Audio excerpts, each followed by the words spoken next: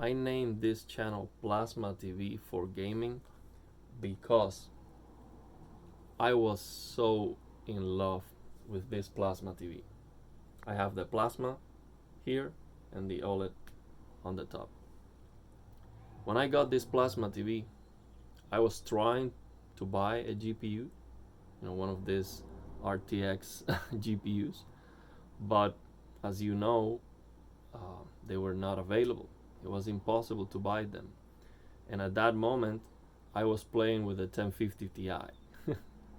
So I was thinking, man, how can I get a better gaming experience without getting a new GPU? And I thought, okay, well, let's get a good screen. Let's upgrade the visual experience. And I was aware already that plasma technology was something very good. And I did my research, and I actually find out it was even better than what I thought. So then I go Facebook Marketplace, plasma for 25 bucks. Okay, well, let's give it a try. It's 25 bucks. It cannot be like, a big mistake. Or at least not an expensive mistake. It is big, actually, big and heavy. So then I go to buy it, and I see it working on a parking lot. The guy tested the TV with a battery backup. So I see it on, and it's too dim. I can barely see it because it was a sunny day. But I said, oh, okay, it's working. It's at least working. It's just $25. I already, came here, long trip. I'm not gonna go back empty hands, so I'm gonna get it. So I come here and I plug this, I plug this thing in, and my jaw dropped. Like I couldn't believe it. Like it was like, imagine you buy something, and then inside the box you see like $1,000, something like that.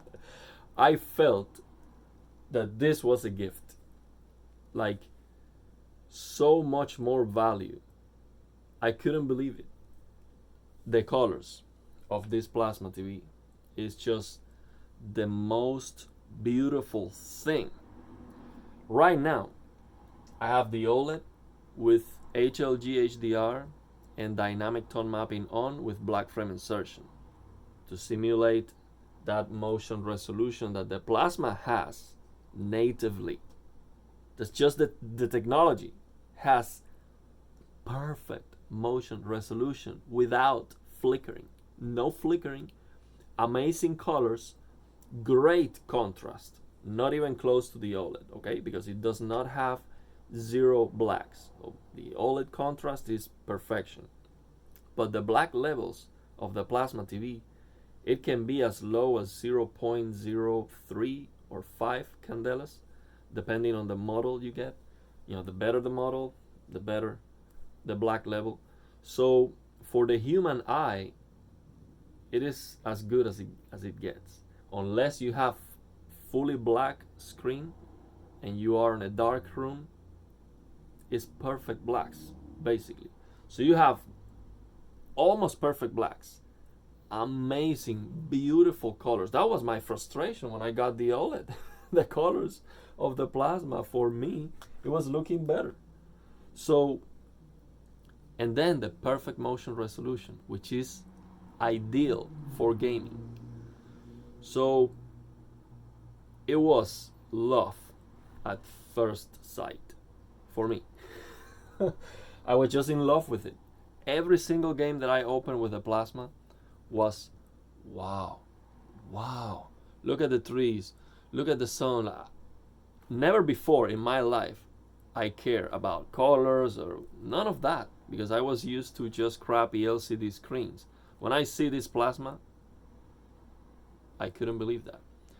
So then, after the plasma, I got this gaming computer I finally was able to buy the GPU and upgrade the PC and all of that. So then I get a gaming monitor, an IPS gaming monitor. I knew I was not gonna, play with that on the high-end gaming PC. I have another computer, so I said I need another monitor anyway, just for work. So yeah, I'm gonna get a gaming monitor and see how that looks. 95 hertz, that IPS gaming monitor, 95 hertz with FreeSync. Crap.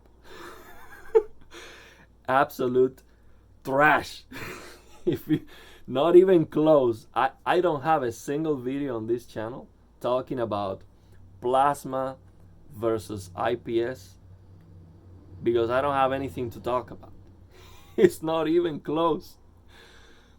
Trust me, if you have the opportunity, of course, if you have a high-end gaming computer or a high-end gaming console, OLED, because you're not going to spend $3,000-$4,000 on a gaming computer or a lot of money and then get a $50 TV. That doesn't make sense.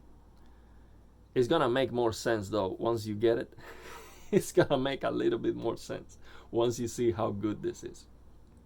But I would say this: if you have a computer and you don't have the budget to, let's say, get that $800 or $1,000 graphics card to upgrade, and you want to upgrade your gaming experience, and you have one of those IPS gaming monitors, you get a plasma for $50, even $100, or even $200.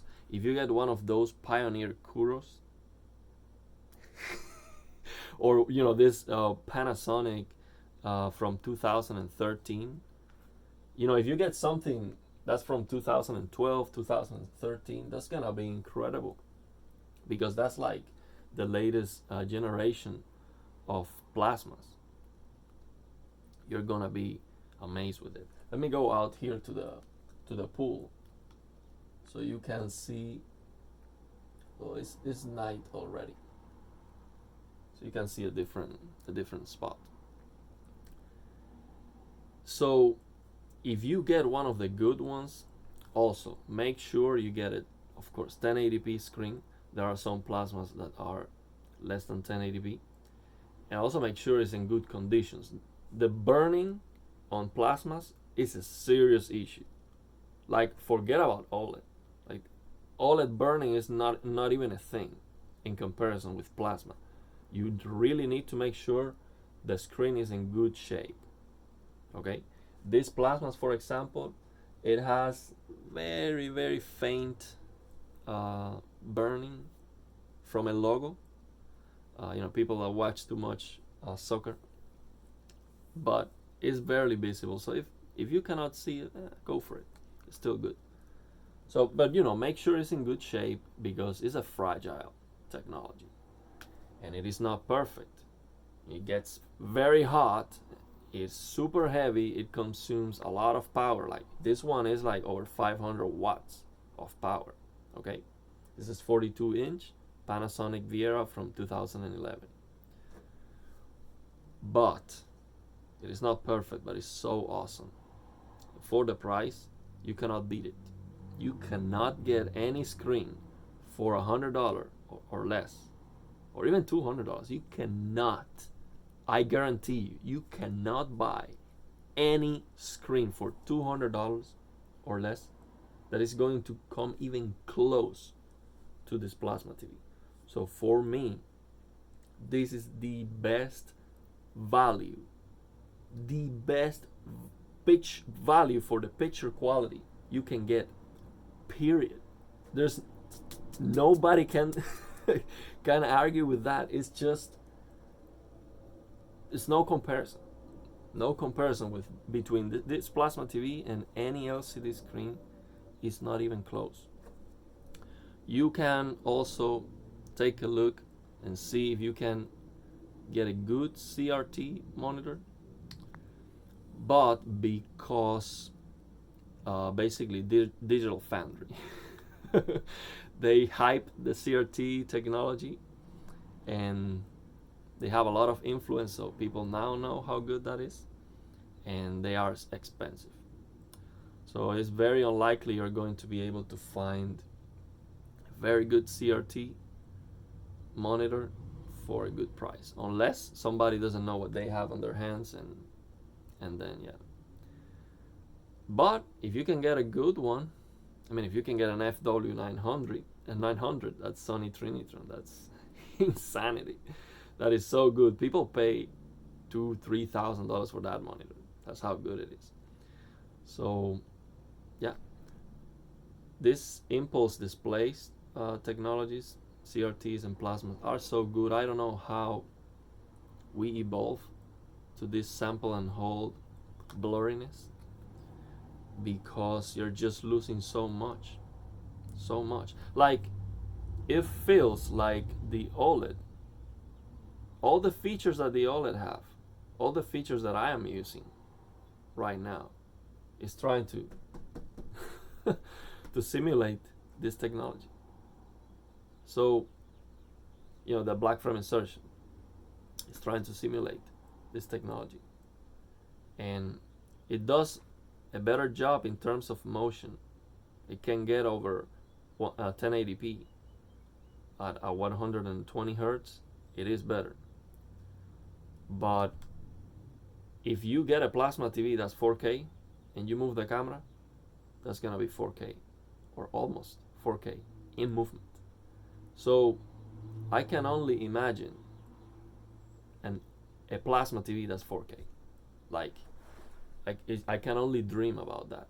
The only thing I know it's not gonna be possible is that 1000 nits peak brightness, because plasma TV is known by being dimmer.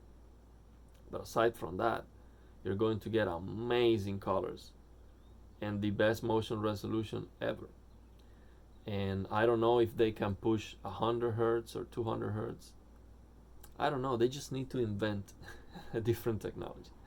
That's why this channel, I have in the description, RIP sample and hold displays, because I just think it was a bad idea. It was a bad idea. So yeah, that's my story. It's really a love story with this plasma TV. I love it. It's just love. I saw it, and I still look at it, and sometimes I'm afraid to turn it on because I think I'm going to get a little bit disappointed with the OLED, because it's so much more expensive that you are expecting a lot better in everything than the plasma. And the plasma is superior in some things. Like, for example, the temperature of the screen, the warmness of the light sources, that white point, basically, I like it more. I like how things glow on the plasma. That's another thing. On the plasma TV, you upscale the image using something like NVIDIA Deep Learning Super Resolution, and you can get a super clean image that looks a lot sharper with great performance if you have an RTX graphics card, and it's going to look fantastic. So yeah, I love it. So of course OLED is better. It's a lot more expensive, but if you cannot stretch your budget that far, get a plasma. It's going to be very, very, very good. So yeah, that's it.